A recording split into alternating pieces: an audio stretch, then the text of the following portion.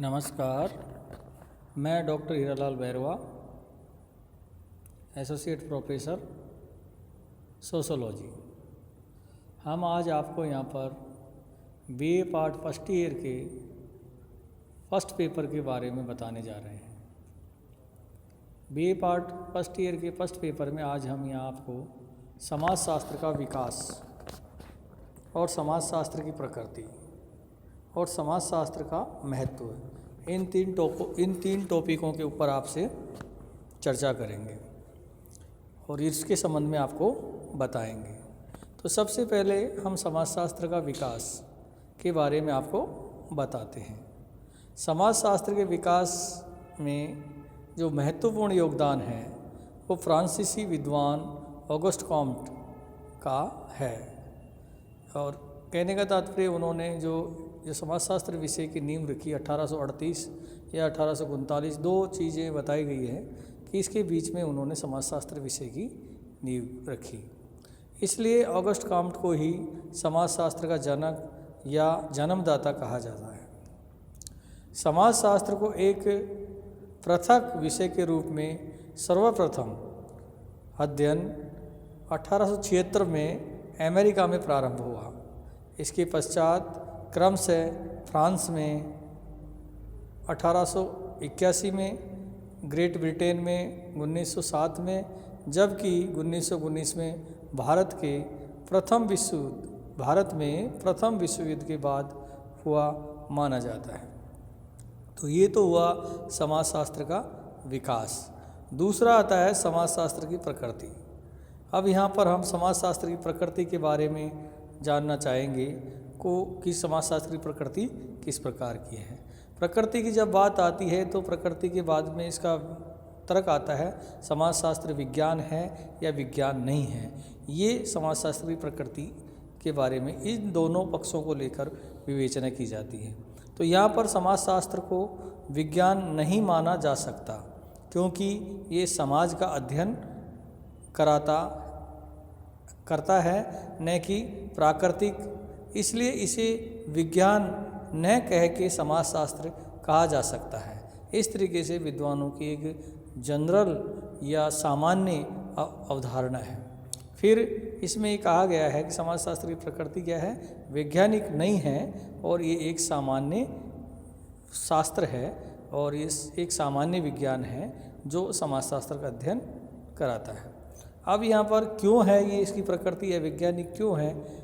कुछ विद्वान इसको विज्ञान मानते हैं तो कुछ इसके अवैज्ञानिक होने का दावा करते हैं। तो इसमें पहली कमी है प्रयोग की कमी। इसमें कोई ऐसी लेबोरेटरी या प्रयोगशाला नहीं है कि किसी प्रकार का इसमें प्रयोग किया जा सके। दूसरा आता है वस्तुनिष्ठता की कमी। वस्तुनिष्ठता का तात्पर्य है कि जो सब्जेक्ट मैटर है इसकी कमी। इसका कोई स्पष्ट या एक विशेष प्रकार का कोई क्षेत्र नहीं है, या वो कोई वस्तु के रूप में या कोई एक कहते हैं ना कि मटेरियल के रूप में इसमें ऐसी कोई चीज़ नहीं है जिसका एक निष्पक्ष और अध्ययन किया जा सके या अध्ययन करा सके। तो इसलिए इसमें वस्तुनिष्ठता की कमी है। तीसरा है यथार्थता अर्थात यथातथ्यता की कमी। तो ये यथार्थता की कमी जो होती है, यथातथ्यता की कमी अर्थात जो तथ्य हैं वो एकदम तटस्थ नहीं है। इसमें तथ्य क्या है, सोशल एलिमेंट्स होते हैं, सामाजिक तत्व होते हैं, व्यक्ति, समाज, परिवार, सामाजिक संबंध। ये जो यथा तथ्यता की कमी का कारण ये होता है कि ये तथ्य एक तटस्थ तथ्य नहीं है। ये तथ्य वे तथ्य हैं जिनमें किसी भी प्रकार का परिवर्तन आना संभव दिखता है। ये कभी भी परिवर्तन योग्य होते हैं। इसमें व्यक्ति के संबंध किस प्रकार के हैं, वो संबंधों में तुरंत प्रभाव से कटुता भी आ सकती है और वो समुद्र जिस फॉर्म में थे उनसे प्रगाढ़ता यानी अच्छी तरीके से वो आत्मीयता के पक्ष में भी आ सकते हैं। तो इस तरीके से यथातथ्यता की भी कमी पाई जाती है। तो ये तीन चीज़ें हैं जो समाजशास्त्र को विज्ञान की कैटेगरी में खड़ा होने से रोकते हैं। अब आता है समाजशास्त्र विज्ञान है के पक्ष में। समाजशास्त्र विज्ञान है के पक्ष में समाजशास्त्र अपनी विषय सामग्री का अध्ययन करते समय समाजशास्त्र वैज्ञानिक विधि का प्रयोग करता है, अतः यह विज्ञान कहलाने का अधिकारी है। तो ये चीज़ें कुछ विद्वान हैं जो समाजशास्त्र को क्या कहते हैं कि अपनी विषय सामग्री का अध्ययन एक तरीके से करते समय क्या करता है, समाजशास्त्र वैज्ञानिक विधि का प्रयोग करता है। जो टेक्निक्स हैं, जो मेथड्स हैं, जो तरीका है, वो ये उसी तरीके से यूज करता है जैसे अन्य विज्ञान करते हैं। तो हम यह कह सकते हैं कि ये विज्ञान कहलाने का अधिकारी है। जैसे न्यूटन तथा एक तरीके से जो न्यूटन का सिद्धांत है या आर्किमिडीज ने अपने मतलब एक तरीके से आर्किमिडीज ने एक तरीके से नियमों की खोज या प्रयोगशाला में बैठकर नहीं की थी। एक तरीके से ये चीज़ें कहा जाता है कि जैसे न्यूटन था तो न्यूटन ने भी कोई एक तरीके से या तथा आर्किमिडीज दोनों एक महान विद्वान हुए हैं, महान वैज्ञानिक कैटेगरी में।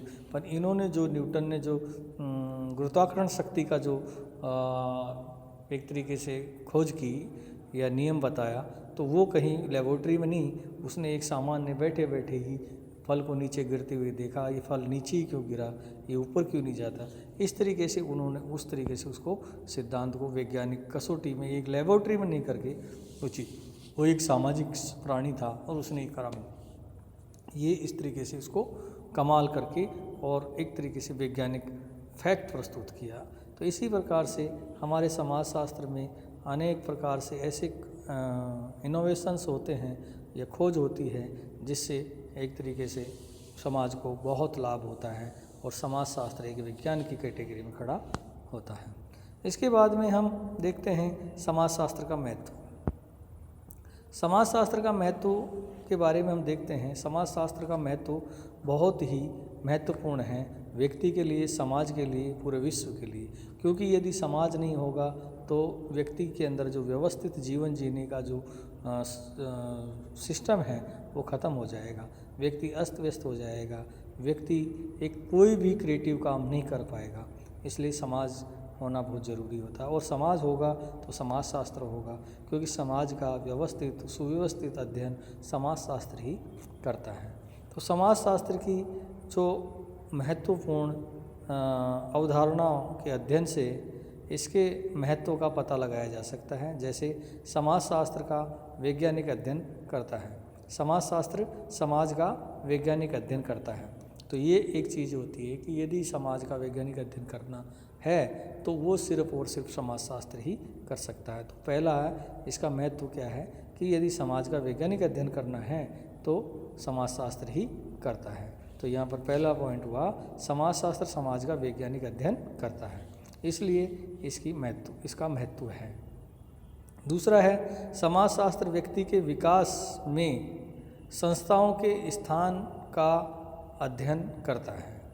समाजशास्त्र व्यक्ति के विकास में संस्थाओं के स्थान का अध्ययन करता है। अब ये जो भी संस्थाएं हैं, जो संस्थाएं क्या करती हैं, व्यक्ति का निर्माण करती हैं। ये संस्थाएं किस प्रकार से निर्मित हुई और ये संस्थाएं निर्मित होने से व्यक्ति का किस प्रकार से डेवलपमेंट हुआ, सोसाइटी का किस प्रकार से डेवलपमेंट हुआ, तो इसका भी अध्ययन समाजशास्त्र ही करता है। तीसरा है समाज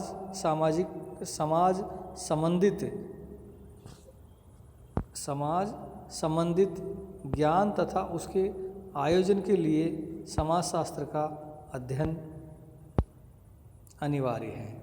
यदि समाज से संबंधित ज्ञान या उसके आयोजन के लिए कोई भी अध्ययन काम करना है तो उसका भी अध्ययन कर सकता है, उसके लिए समाजशास्त्र अनिवार्य है। कोई भी चीज़ को समाजशास्त्र के बिना अध्ययन असंभव है। इसके बाद में आता है सामाजिक समस्याओं के हल करने के लिए समाजशास्त्र बहुत महत्वपूर्ण है। तो यदि हम जो सोशल प्रॉब्लम्स हैं, अनेक समाज के अंदर बहुत सी सामाजिक समस्याएं हैं और उस समस्याओं का अध्ययन करें और अध्ययन करके उसका निराकरण के जो भी कोई समाधान के सिद्धांत यदि हम प्रतिपादित करना चाहते हैं तो वो भी समाजशास्त्र की माध्यम से ही संभव है। इसलिए सामाजिक समस्याओं को हल करने के लिए समाजशास्त्र एक महत्वपूर्ण विषय या विज्ञान के रूप में कारगर साबित हुआ है। इसके बाद में 5वां पॉइंट है, समाजशास्त्र ने मनुष्य के वास्तविक महत्व तथा उसके सम्मान की ओर हमारा ध्यान आकर्षित करता है। तो एक तरीके से समाजशास्त्र ने ही मनुष्य के विकास का जो वास्तविक महत्व है, मनुष्य के वास्तविक महत्व तथा उसके सम्मान की जो को और यदि ध्यान आकर्षित किया है, तो वो एक और एकमात्र समाजशास्त्री है जिसने मनुष्य को सम्मान दिलाया, मनुष्य के विकास के बारे में ध्यान दिलाया। और ये जितने भी इनोवेशंस हो रहे हैं, जितने भी प्रयोग हो रहे हैं, जितने भी डेवलपमेंट हो रहा है, वो मनुष्य के लिए है। और मनुष्य को का जो मनुष्य किस तरीके से सुखी हो सकता है, मनुष्य की क्या आवश्यकताएं हैं, मनुष्य की कैसी आवश्यकताएं किस प्रकार से पूर्ति की जा सकती है, ये संपूर्ण जो वास्तविकता है, इस वास्तविकता को समझाने का श्रेय समाजशास्त्र को ही जाता है। इसलिए मनुष्य के जन्म से लेकर मृत्यु पर्यंत तक व्यक्ति का जो संपूर्ण विकास होता है, उस विकास का श्रेय समाजशास्त्र को ही जाता है। आज का टॉपिक इतना ही काफ़ी। नेक्स्ट टॉपिक में हम आपसे फिर मिलते हैं। नमस्कार।